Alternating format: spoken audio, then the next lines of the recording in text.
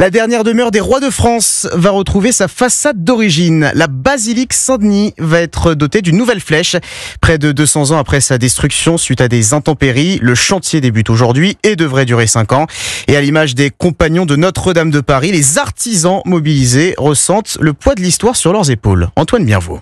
Au sommet de la basilique Saint-Denis, à plus de 30 mètres du sol, la première pierre de la nouvelle flèche est soigneusement posée par les mains de Rachida Dati.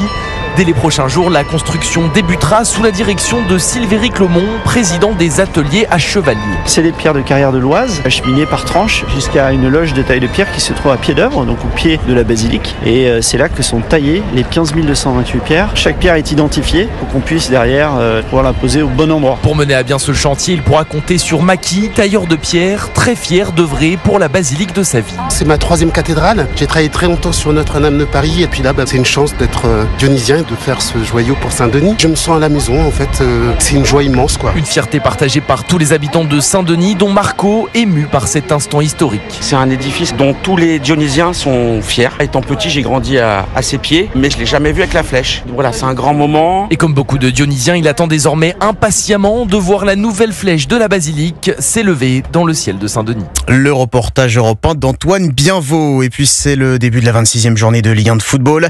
Nice, 3e au classement, reçoit ce soir Auxerre, 11e. Coup d'envoi à 20h45.